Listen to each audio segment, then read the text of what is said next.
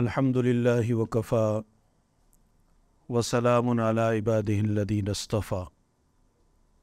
قال اللہ تبارک و تعالی سبحان الذی اسری بعبدہ لیلا من المسجد الحرام الی المسجد الاقصی الذی بارکنا حولہ لنریہ من آیاتنا انہ هو السمیع البصیر۔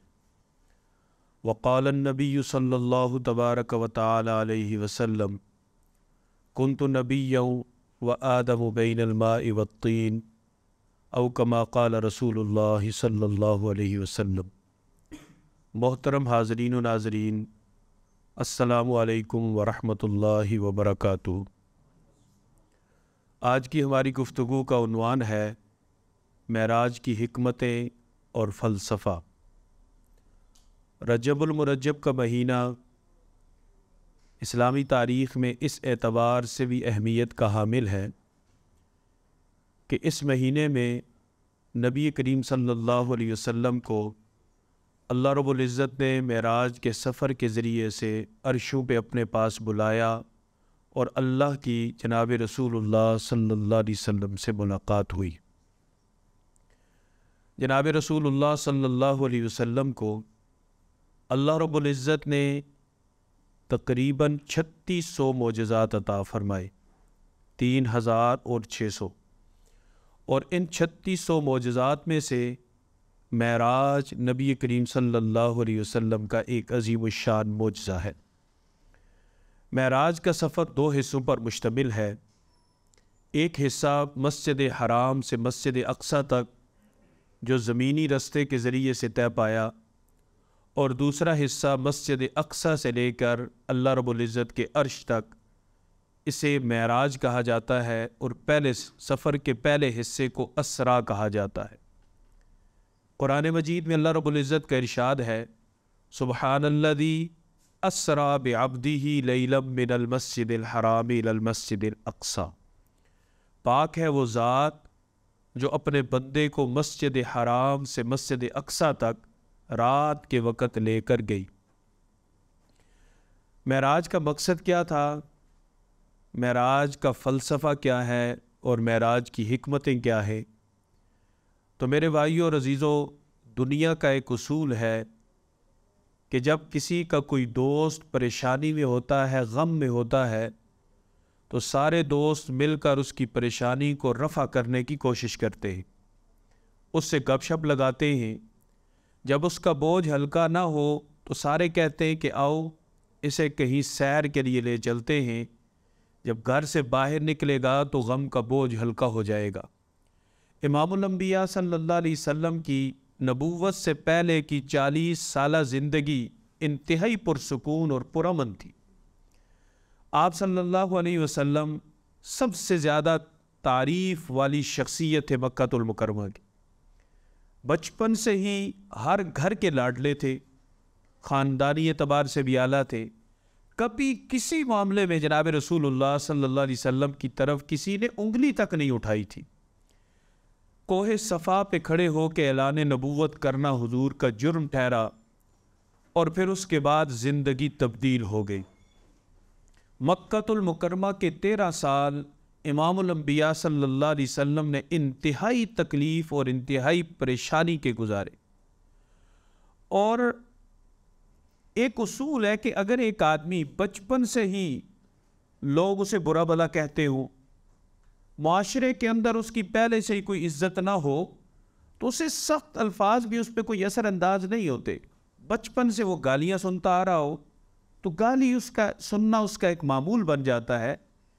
لیکن یاد رکھیں، جب ایک آدمی کی تعریف کرنے والے ہی اچانک اس پہ تنقید شروع کر دیں، جس کی طرف کبھی انگلی نہ اٹھی ہو اس کی طرف پتھر اٹھنا شروع ہو جائے، جس کے رستے میں لوگ پھول برسانے والے، پھول بچھانے والے ہوں، وہ اچانک کانٹوں کی سیج اس شخصیت کے رستے میں سجا دے، جس سے جو زبانیں خود صادق سچا کہتی تھی وہی لوگ الیاذ باللہ انہیں جھوٹا کہنا شروع کر دیں۔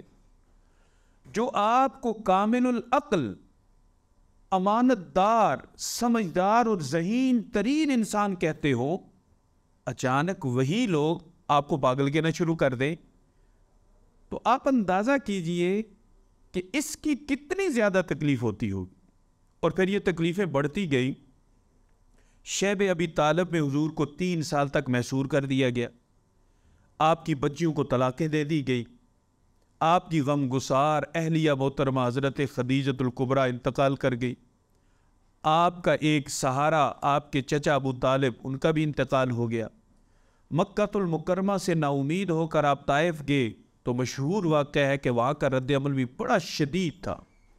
نبوت کا 10واں سال تھا اور حضور صلی اللہ علیہ وسلم اپنی چچا زاد بہن حضرت ام ہانی رضی اللہ تعالی عنہ کے گھر تھے، اور آپ کی زبان پہ اچانک کچھ الفاظ جاری ہو گئے۔ آپ نے فرمایا، اللہ کاش کہ آج میرا کوئی دوست ہوتا جو مجھے تسلی دیتا، میرا کوئی غمخوار ہوتا جو میرا غم ہلکا کرتا، میرا کوئی غم گسار ہوتا جو میرا غم بانٹتا۔ بس یہ الفاظ حضور کی زبان پہ آنے تھے، ام ہانی رضی اللہ تعالیٰ عنہ کے گھر کی چھت کھلتی ہے اور حضرت جبریل علیہ السلام تشریف لاتے، اور آتے ہی فرماتے ہیں کہ حضور پریشان نہ ہو، ساری کائنات کے رب اللہ رب العزت آپ کا غم بھی ہلکا کرنا چاہتے ہیں، آپ کے دکھوں کو بھی بانٹنا چاہتے ہیں، اور اللہ آپ کو سلام بھی کہہ رہے ہیں، اور اللہ آپ کو سیر کے لیے اپنے پاس عرشوں پہ بھی بلا رہے، اور صرف بلا نہیں رہے بلکہ اللہ رب العزت شدت سے مشتاق ہے آپ کے عرشوں پہ آنے کے اور آپ کی ملاقات کرنے کے۔ تو اس سے پتہ یہ چلا کہ معراج کی حکمت، سب سے پہلی حکمت یہ تھی جناب رسول اللہ صلی اللہ علیہ وسلم پہ نبوت کے ابتدائی سالوں میں تکلیفوں، گالیوں، اذیتوں کی وجہ سے جو آپ پہ غم کے پہاڑ ٹوٹتے تھے، اللہ رب العزت نے اپنے انداز سے ان غموں کو ہلکا کیا، آپ صلی اللہ علیہ وسلم کو اپنے پاس بلایا۔ تو پتہ چلا کہ معراج کی پہلی حکمت تھی رسول اللہ صلی اللہ علیہ وسلم کا غم بانٹنا، دکھوں کو ہلکا کرنا، اور یہ غم بانٹنے والی ذات وہ ذات ہے جو ساری کائنات کی محبوب اللہ رب العزت کی ذات، اور اس محبوب ذات کے محبوب ہیں جناب محمد الرسول اللہ صلی اللہ علیہ وسلم۔ پھر اس کے بعد آپ صلی اللہ علیہ وسلم کو مسجد حرام سے مسجد اقصیٰ لے جایا گیا۔ اس کی حکمت یہ تھی کہ جناب رسول اللہ صلی اللہ علیہ وسلم کو کچھ مقامات دکھانے تھے۔ آپ براق پہ سوار تھے، نیچے دیکھا ایک شہر تھا اور اس میں کھجوروں کے گھنے باغات، بڑی زبردست سرزمین تھی۔ آپ وہاں پہ اترے، 2 رکعت نفل پڑھے، حضرت جبریل سے پوچھا یہ کون سی جگہ ہے؟ فرمایا یہ مدینہ ہے، یثرب ہے، یثرب۔ جب آپ کی قوم آپ کو نکال دے گی تو آپ یہاں آئیں گے، یہ لوگ آپ کو سہارا دیں گے۔ فرمایا میری قوم مجھے نکالے گی؟ عنقریب نکال دے گی۔ آپ کو دار الہجرت دکھایا گیا، ایک پہاڑ کے اوپر سے گزرے، کہا اتریے، یہاں بھی 2 رکعت نفل پڑھیے۔ آپ نے 2 رکعت نفل پڑھے، پوچھا یہ کون سی جگہ ہے؟ کہا یہ طور سینا ہے، یہ وہ جگہ ہے جہاں پہ اللہ جناب موسیٰ علیہ السلام سے گفتگو فرمایا کرتے تھے۔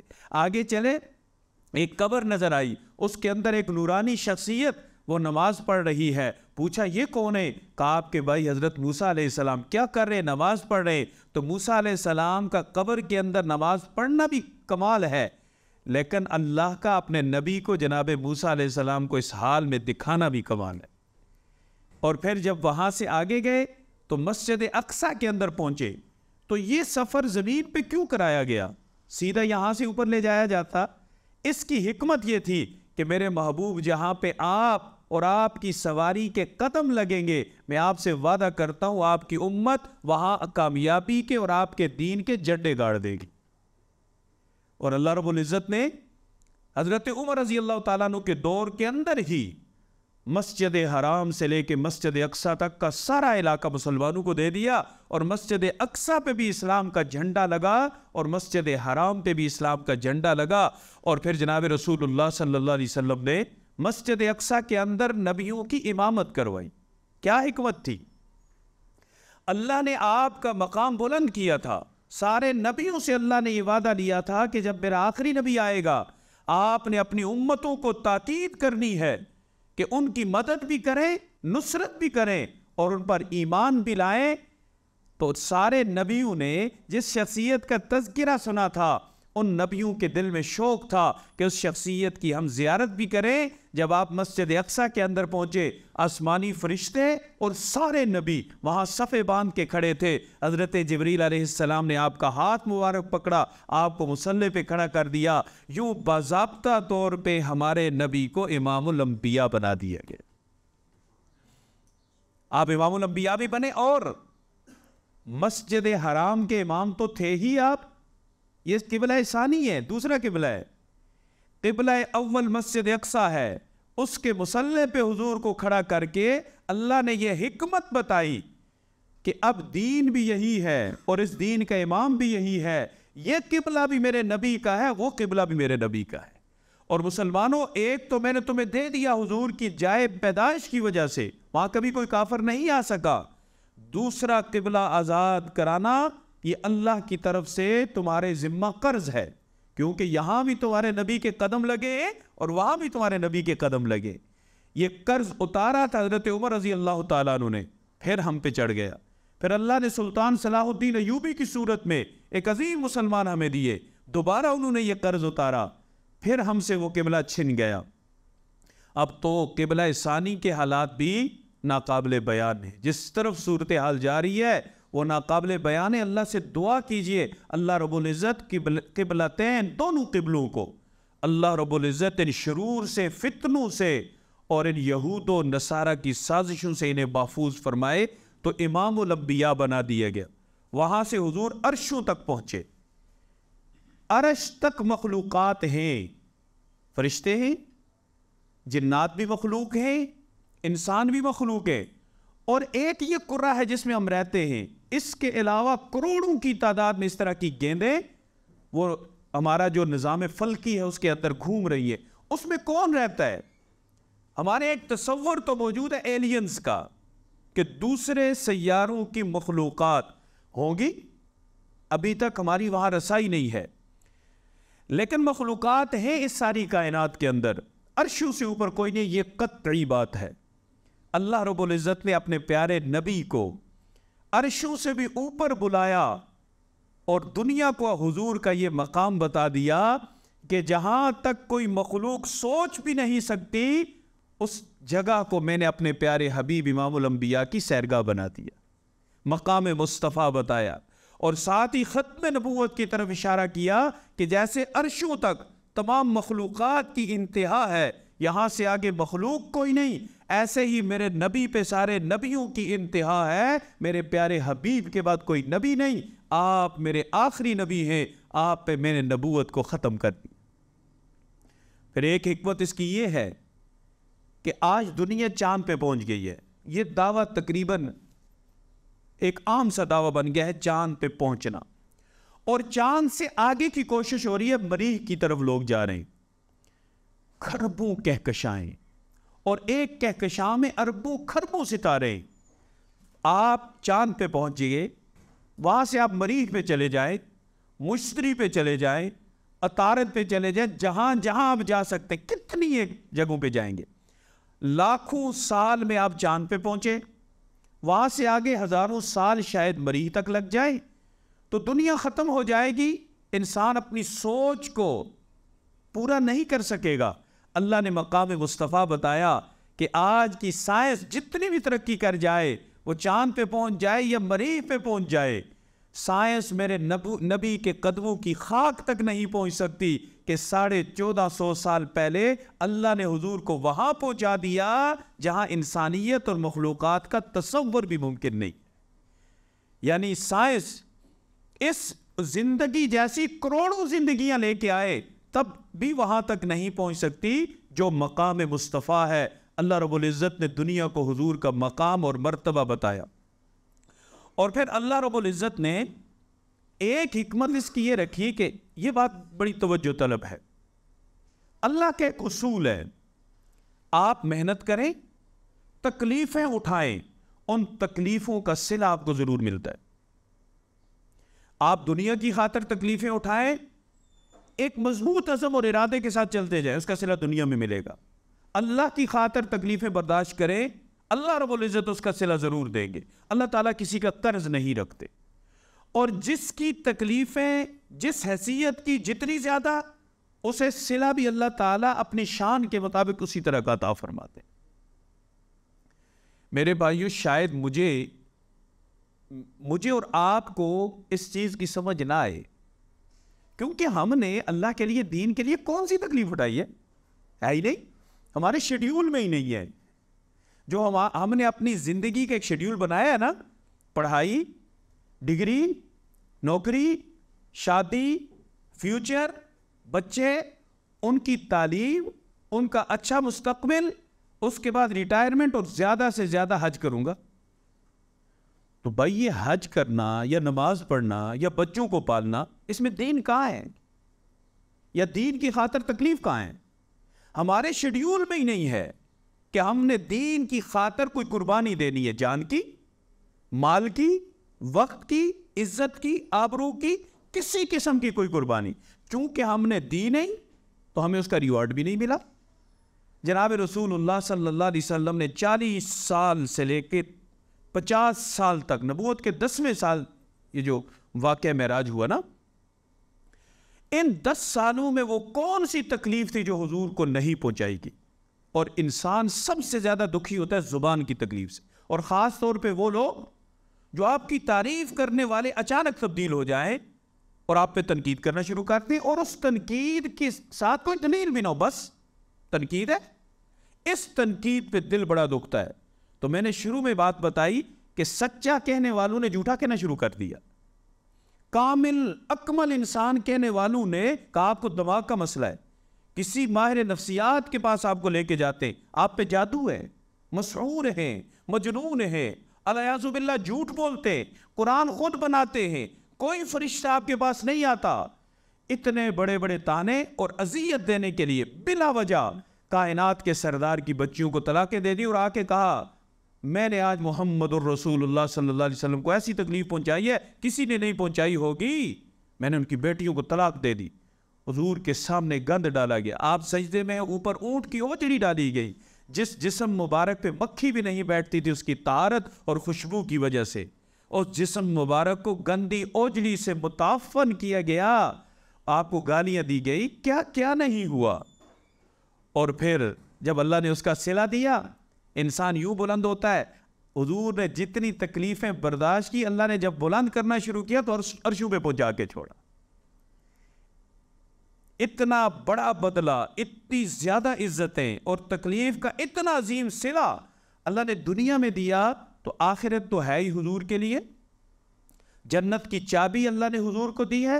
ساری کائنات کو حکم دیا ہے مسلمانوں دعا کرو اللہ ہمیں وہ مقام دے دے جو مقام آپ نے حضور کو دینا ہے اس کے دائیں بائیں کا، تاکہ ہمیں حضور کا ساتھ مل جائے، حضور کا پڑوس مل جائے. تو یہاں ایک اصول ہمیں پتہ چلا کہ انسان اللہ کی خاطر تکلیفیں جب برداشت کرتا ہے نا، ایک وقت ہے، چونکہ 10 سال اللہ کے ہاں تو کچھ بھی نہیں ہے نا، 10 کروڑ سال بھی اللہ کے ہاں سیکنڈ کے برابر بھی نہیں ہے. تو اللہ کے ہاں تو چونکہ اس کا کوئی مقام نہیں ہے اس وقت کا، تو ہم سمجھتے انتظار ہو رہا ہے. اللہ تعالیٰ اچھے وقت پہ ہمیں صلہ دیتے ہیں جب اس صلے کی ہمیں ضرورت ہوتی ہے. تو اللہ رب العزت نے حضور کو بھی وہ صلہ دیا جو نبیوں میں سے کسی نبی کو بھی نہیں ملا. موسیٰ علیہ السلام نے کہا اللہ سے، اللہ میں آپ کو دیکھنا چاہتا ہوں. اللہ نے فرمایا موسیٰ مجھے دیکھنے والی آنکھ میں نے دنیا میں پیدا ہی نہیں کی، اور میرے دیدار کو سہنے والا حوصلہ میں نے دنیا میں کسی کو دیا ہی نہیں. آپ کس طرح کی آرزو اور تمنا کر رہے ہیں؟ اور امام الانبیاء صلی اللہ علیہ وسلم کو پہلے وہ صلاحیت دی. معراج سے پہلے حضرت جبرائیل نے آپ کا سینہ چاک کیا اور دل مبارک کو انوارات سے بھرا، زمزم سے دھویا، پھر دوبارہ رکھا، سینہ برابر کیا اور لے گئے. اور پھر اللہ نے جناب رسول اللہ صلی اللہ علیہ وسلم کو دیدار بھی کروایا، اور اللہ نے حضور کو تحفے بھی دی. اب یہاں پہ ایک بات عرض کرتا چلوں، کئی لوگوں کا خیال یہ ہے کہ معراج خواب میں ہوا. اللہ نے عرشوں کی سیر حضور کو خواب میں کروائی، آسمانوں کی سیر خواب میں کروائی، اپنی ملاقات خواب میں کروائی. تو بھائی خواب میں اگر معراج ہے تو اس کا بعض لوگ انکار کرتے ہیں، تو پھر انکار کس بات کا؟ خواب میں کوئی کچھ بھی دیکھ سکتا ہے. بھائی خواب پہ کوئی پابندی ہے؟ آپ میں سے یا میں اٹھ کے کہوں کہ آج رات خواب میں جنت میں گیا تھا، کوئی کہے نہیں میں نہیں مانتا تم نہیں جا سکتے. بھائی خواب کا انکار کون کر سکتا ہے؟ معراج کا تو انکار کیا گیا. معراج کے خلاف تو مشرکین نے پروپیگنڈا کیا. اس کا مطلب یہ ہے کہ خواب نہیں تھا، یہ فزیکل سفر تھا. اور پھر جب ہم معراج کو حضور کا معجزہ کہتے ہیں، ہم کہتے ہیں کہ معراج کا انکار کفر ہے، تو اگر یہ خواب میں ہوتا تو خواب والا تو معجزہ نہیں ہوتا نا. اس دور میں 15ویں صدی میں حضور کے کئی امتی ایسے ہیں کہ جنہوں نے آج بھی خواب میں اللہ کی زیارت کی ہے. تو اگر امتی 1500 سال بعد خواب میں اللہ کی، نبی کی، جنت کی زیارت کر سکتا ہے، آسمانوں کی سیر کر سکتا ہے، تو 1500 سال پہلے جس نبی کی وجہ سے امتی کو اللہ نے یہ کمال دیا، اگر اس نبی کے بارے میں یہ ہو کہ وہ خواب میں معراج پہ گئے تو یہ کمال تو نہ ہوا نا. معجزہ تو یہ ہے کہ جو عقل میں نہ آ سکے. معجزہ کہا ہی اس کو جاتا ہے کہ جہاں پہ عقل حیران ہو جائے وہاں سے معجزے کی ابتدا ہوتی ہے. تو جناب رسول اللہ صلی اللہ علیہ وسلم کا یہ معجزہ تھا جو اللہ نے کہا پاک ہے وہ ذات جس نے اپنے بندے کو سیر کرائی. مسجد حرام سے مسجد اقصی تھا، پھر اللہ تعالیٰ نے اپنا دیدار کروایا، ملاقات کروائی. تو اس لیے اہل السنت والجماعت کا یہ عقیدہ اور نظریہ ہے کہ جو معراج ہوا وہ حضور صلی اللہ علیہ وسلم نے اپنے اسی جسم مبارک کے ساتھ، اور فزیکل جو سفر تھا وہ آپ صلی اللہ علیہ وسلم نے فرمایا. یہی وجہ ہے کہ پہلے آسمان پہ فرمایا اللہ نے میری ملاقات کروائی حضرت آدم علیہ السلام سے. آدم علیہ السلام نے حضور کا استقبال کیا. بات لمبی ہے لیکن چونکہ ہم بات حکمتوں پہ کر رہے ہیں تو آدم علیہ السلام سے ملاقات کرانے کی حکمت یہ تھی کہ میرے محبوب ان سے ملیے، یا ان سے انسانیت کی ابتدا ہوئی، لیکن یہ تھے جنت میں. وہ جنت عارضی تھی، دائمی نہیں تھی. میں نے ہمیشہ کا وعدہ نہیں کیا تھا. ہمیشہ کی جنت کے لیے انہیں جنت سے ہجرت کر کے دنیا میں جانا پڑا، تب جا کے واپس انہیں جنت ملے گی. ایسے ہی میرے حبیب آپ کو دائمی جنت اور اللہ کی رضا کے لیے مکہ المکرمہ سے انقریب ہجرت کرنا پڑنی ہے. اس لیے آپ پریشان نہیں ہونا، اللہ کے حکم کو سر آنکھوں پہ لیتے ہوئے ہجرت کر لینا. اگلے دوسرے آسمان پہ کہ حضرت عیسیٰ علیہ السلام بیٹھے تھے، ان سے کیوں ملاقات کروائی کہ جب آپ ہجرت کر کے مدینہ طیبہ جائیں گے تو آپ کا سامنے ایک نئی قوم سے ہوگا. جہاں مشرکین تھے، بت پرست تھے، وہاں یہودی ہے جو لا الہ الا اللہ پڑھنے والے ہیں، لیکن ان سے زیادہ شیطان ہیں. ان کے مقابلے کے لیے آپ نے مختلف انداز اختیار کرنا ہے، کیونکہ وہ اپنے آپ کو اہل کتاب بھی کہیں گے، لا الہ الا اللہ بھی پڑھیں گے، موسیٰ علیہ السلام کا نام بھی لیں گے، لیکن ان کی کوشش ہوگی یریدون ان یطفئوا نور اللہ بافواہہم، اللہ کے دین کو، اللہ کی شریعت کے اس نور کو وہ پھونکوں سے بجھانا چاہیں گے. یہودیوں نے حضرت عیسیٰ علیہ السلام کو نہیں چھوڑا بلکہ اپنے گمان کے مطابق پھانسی پہ چڑھا دیا. اللہ نے عیسیٰ علیہ السلام کو بچایا. ایسے ہی یہودیوں کے مقابلے میں چکن نہ رہنا ہے، یہودیوں کے مقابلے کے لیے آپ نے تیار رہنا ہے اور اپنے صحابہ کو بھی ہوشیار رکھنا ہے. تیسرے آسمان پہ حضرت یوسف علیہ السلام کیوں ملاقات کروائی؟ اے میرے حبیب ملیے ان سے، یہ میرے حسین یوسف ہیں، ان جیسا حسن میں نے کائنات میں کسی کو نہیں دیا. لیکن اتنے خوبصورت، اتنے با اخلاق میرے نبی کی سب سے بڑی دشمنی گھر سے شروع ہوئی. بھائیوں نے اٹھا کے ان کو کنویں میں ڈالا، وہاں پہ بھی انہوں نے اللہ کو پکارا.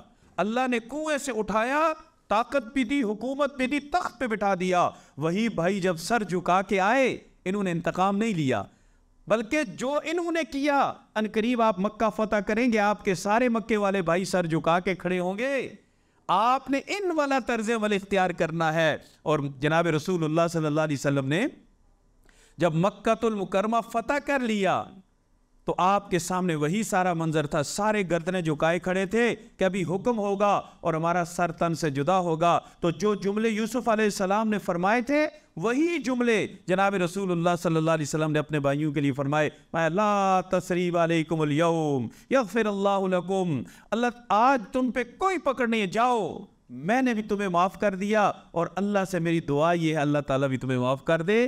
یہی کہا تھا یوسف علیہ السلام نے، یہی کہا جناب محمد رسول اللہ صلی اللہ علیہ وسلم نے. حضرت یوسف علیہ السلام نے بھی اپنے بھائیوں سمیت سارے لوگوں کے دل جیت لیے، اور جناب محمد رسول اللہ صلی اللہ علیہ وسلم نے بھی سارے مکے والوں کے دل جیت لیے. اور فتح مکہ کے بعد مکہ میں کفر کا نام و نشان بھی نہیں تھا. سارے کے سارے لوگ مسلمان ہوئے اور دل سے مسلمان ہوئے۔ چوتھے آسمان پہ حضرت ادریس علیہ السلام۔ قرآن کہتا ہے وَاذْكُرْ فِي الْكِتَابِ إِدْرِيسَ إِنَّهُ كَانَ صِدِّيقًا نَبِيًّا وَرَفَعْنَاهُ مَكَانًا عَلِيًّا۔ اے میرے پیغمبر، یہ میرے ادریس ہیں، ان کا میں نے مقام بلند کیا۔ بعض کہتے ہیں کہ حضرت ادریس کو بھی حضرت عیسیٰ علیہ السلام کی طرح اللہ نے زندہ اٹھا کے آسمانوں پہ پہنچا دیا۔ ایسے ہی میرے حبیب آپ تکلیفیں برداشت کریں، یہ پریشانیاں عارضی اور معمولی ہیں، ان قریب ہم آپ کا بھی مرتبہ اور مقام بلند کریں گے۔ پانچویں آسمان پہ حضرت ہارون علیہ السلام، اور حضرت ہارون وہ مظلوم نبی ہیں۔ موسیٰ علیہ السلام کے طور پہ جانے کے بعد ان کی قوم نے ان کی موجودگی میں بچڑے کو سجدہ کرنا شروع کر دیا۔ موسیٰ علیہ السلام واپس آئے، اللہ نے فرمایا ان سے کو توبہ تب قبول ہوگی ایک دوسرے کو مارو، چھریاں مارو۔ تو مرتدین نے قتل کیا ایک دوسرے کو، تب جا کے ان کی توبہ قبول ہوئی۔ آپ کی امت کے مشرکین ان قریب بدر میں آپ کے سامنے ایسے ہی ہوں گے، اور ان کو آپ کے صحابہ چھریاں مار مار کے ان کے ڈھیر لگا دیں گے۔ اور جب حضور مدینہ گئے، پہلے ہی سال بدر میں کافر خود آ گئے، اللہ نے موت کے گھاٹ پہ انہیں خود بلایا، اور 70 کافروں کو حضور کی جانثاروں نے تہ کر دیا۔ اور یہ معمولی کافر نہیں تھے، بہادر بھی تھے، سرمایہ دار بھی تھے، عہدیدار بھی تھے، یعنی پوری لیڈرشپ کا مسلمانوں نے خاتمہ کر دیا، اور انہیں سر اٹھانے کا موقع ہی مسلمانوں نے نہیں دیا۔ چھٹے آسمان پہ حضرت موسیٰ علیہ السلام، ان سے ملاقات اس لیے کروائی کہ موسیٰ علیہ السلام کی قوم کو اللہ نے جہاد کا حکم دیا، انہوں نے انکار کیا، کہا جہاد کے بغیر ہی اللہ سے کہیں کہ ہمیں فتح بھی دے دے اور ترقی بھی دے دے۔ اللہ نے فرمایا نہیں، انہیں کہا فَاذْهَبْ أَنْتَ وَرَبُّكَ فَقَاتِلَا، آپ اور آپ کا رب جا کے قتال کریں، ہم یہاں بیٹھے فتح ہو گئی تو ہمیں بھی بتا دینا، ہم بھی داخل ہو جائیں گے۔ اللہ نے فرمایا نہیں، اے میرے حبیب، آپ کی امت کو بھی عنقریب جہاد کا حکم ملنے والا ہے، اور اپنی امت سے یہ کہہ دے کہ موسیٰ علیہ السلام کی امت کی طرح اگر جہاد سے انکار کیا تو ذلیل رہو گے۔ اور جس وقت علم جہاد بلند کیا، ہاتھ میں اللہ کی رضا اور اعلاء کلمت اللہ کے لیے، جب تم تلوار اور اسلحہ اٹھاؤ گے، وہاں سے تمہاری عزت کی ابتدا ہوگی۔ ابتدا ہوئی بدر سے، پھر احد، پھر خندق، پھر چلتے چلتے جناب رسول اللہ صلی اللہ علیہ وسلم کے صحابہ کا جذبہ جہاد اتنا بلند ہو گیا، دنیا پہ ان کا اتنا رعب بیٹھ گیا کہ کیسر و کسریٰ سپر پاور مغلوب ہو گئے، اور دنیا کی ایک واحد سپر پاور تھی، اس کا نام کیا تھا؟ جانثاران محمد الرسول اللہ صلی اللہ علیہ وسلم۔ یہ جدھر جاتے تھے فتح کے جھنڈے گاڑتے تھے، اور لوگ ان کا مقابلے نہیں کر سکتے تھے کہ یہ لوگ زندگی سے زیادہ موت سے پیار کرتے ہیں، ان سے کیا لڑنا۔ اور 50 سال میں حضور کے جانثاروں نے آدھی دنیا کو فتح کیا۔ یہ جو ہم کہتے ہیں نا قیصر، یہ سارا یورپ تھا، یہ گورے، ان کے باپ داداؤں سے صحابہ ٹکرائے، اور ان کو ایسے کمزور کر دیا تھا کہ طارق بن زیاد غلام زادہ، غلام کا بیٹا، موسیٰ بن نصیر کا غلام تھا ابراہیم، اس کا بیٹا طارق بن زیاد۔ تو بڑا لمبا واقعہ ہے۔ تو یہ 7000 لوگ لے کے یہ جبرالٹر، جسے جبل طارق کو اب جبرالٹر بنایا ہے، جبرالٹر سے اسے موسیٰ بن نصیر نے رائکی کے لیے بھیجا تھا، جا کے دیکھو یورپ ہم فتح کر سکتے ہیں کہ نہیں۔ جب یہ وہاں پہنچا تو یوں سمجھیے جیسے پھل پکے ہوئے تھے، کھانے والا کوئی نہیں تھا۔ 7000 سپاہیوں کو لے کے یہ یورپ پہ پل پڑے، اور راڈرک کو شکست دی انہوں نے۔ پھر راڈرک پھر آیا 60,000 کا لشکر لے کے، پھر شکست ہوئی، اور ان 2 شکستوں میں یورپ کی کمر ٹوٹ گئی۔ 700 سال تک مسلمانوں نے یورپ پہ حکومت کی ہے۔ اور جب مسلمان وہاں سے نکلے، جبرالٹر، جبل طارق اور طریفہ، آج بھی اندرس گئے یہ طریفہ، یہ طریف بن مالک کے نام پہ ہے، یہ بھی 7000 کا لشکر لے کے آئے تھے۔ جبل موسیٰ بن نصیر کے نام پہ ہے، اور اندرس کے آج بھی اکثر جو شہر ہیں نام ان کے چینج ہو گئے ہیں، یعنی بولنے سے چینج ہوئے، ان کی بیس وہی آج بھی عربی ہے۔ جبل طارق جبرالٹر، طریف بن مالک کے نام سے، جبل موسیٰ بن نصیر کے نام سے یورپ بھی آ گیا، ایران بھی آ گیا، شام بھی آ گیا۔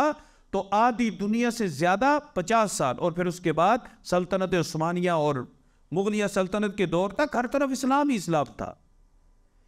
تو اللہ رب العزت نے موسیٰ علیہ السلام سے ملاقات کروا کے حکمت یہ بتائی کہ آپ کی امت کی عزت میں نے جہاد کے اندر رکھی ہے، جب تک جہاد رہے گا عزت رہے گی، جہاد جائے گا اپنے ساتھ عزت بھی لے کے جائے گا۔ اور ساتویں آسمان پہ حضرت ابراہیم خلیل اللہ، السلام علیکہ یا نبی صالح، السلام علیکہ یا ابن صالح، اے پیارے بیٹے، اے پیارے نبی، آئیے، میں تمہارا جد امجد ابراہیم ہوں، تمہاری ملاقات کا منتظر ہوں۔ اور حضرت ابراہیم سے ملاقات کرانے کا مقصد یہ تھا کہ میرے حبیب یہ ہے وہ شخصیت کہ جنہوں نے بیت اللہ کو بنایا تھا، بنانے والے یہ ہیں، سجانے والے آپ ہیں۔ انہوں نے توحید پہ بیت اللہ کی بنیاد رکھی، اب شرک سے آلودہ ہو چکا ہے۔ جس توحید پہ انہوں نے بیت اللہ کی بنیاد رکھی تھی، اسی توحید پہ بیت اللہ کو واپس لانا ہے۔ اور یہ ہے وہ شخصیت، جب انہوں نے سارے امتحان پاس کیے تھے، میں نے پوچھا تھا ابراہیم کیا چاہیے، تو ابراہیم نے کہا تھا اللہ آپ کے خزانے کی سب سے قیمتی چیز مجھے چاہیے۔ میں نے کہا ابراہیم کون سی؟ تو انہوں نے کہا تھا مجھے محمد الرسول اللہ صلی اللہ علیہ وسلم چاہیے۔ میں آپ کی ان سے ملاقات کروانا چاہتا ہوں کہ میں نے آپ کی دعا کو قبول کر لیا، آپ کے اسی فرزند سے میں نے مکہ کو بتوں سے پاک بھی کرانا ہے، بیت اللہ کو توحید سے آباد بھی کرنا ہے، اور آپ کی دعا کی قبولیت آپ کو اپنی آنکھوں سے دکھانی ہے۔ تو میرے بھائیوں اور عزیزوں، معراج بنیادی طور پہ انسانیت کے عروج کے اوپر ایک مہر اور ایک سکہ تھا کہ اللہ نے انسان کو فرشتوں سے افضل، اعلیٰ اور عرفہ بنایا تھا۔ فرشتوں کے ذہن میں یہ تھا کہ ہم نے تو عرش اٹھایا ہوا ہے، انسان تو یہاں پہنچ بھی نہیں سکتا۔ اور جب انسانیت کے سردار نے عرشوں پہ قدم رکھا تو فرشتوں کو یقین آ گیا کہ ہم مفضول ہیں، انسان افضل ہے۔ معراج ہمیں یہ بتاتا ہے اس افضلیت جسے ہم نے اپنے اعمال کی وجہ سے کھو دیا ہے، انہی اعمال کے ذریعے سے، اسی رستے سے ہم اسے واپس لے سکتے ہیں۔ تو معراج میں ہم بہت ساری باتیں قصے تو بیان کرتے، لیکن جو اس کا فلسفہ ہے، جو اس کی حکمت ہے، اسے سمجھیں اور یہ سمجھیں کہ اللہ نے انسان کو اعلیٰ بھی بنایا ہے اور انسانوں کو فرشتوں کا سردار بھی بنایا ہے۔ اور یہ معراج کا مہینہ رجب المرجب کا مہینہ ہے۔ اللہ رب العزت ہمیں حضور کا نقش قدم نصیب فرمائے اور معراج میں وقوع پذیر اور ظہور پذیر ہونے والی حکمتوں پہ عمل کی توفیق عطا فرمائے۔ وآخر دعوانا ان الحمدللہ رب العالمین۔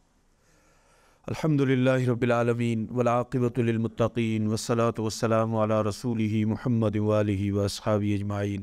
اللہم لک الحمد کما انت اہلہ فصل وسلم علی سیدنا محمد کما انت اہلہ وفعل بنا کما انت اہلہ فانک اہل التقوی واہل المغفرہ۔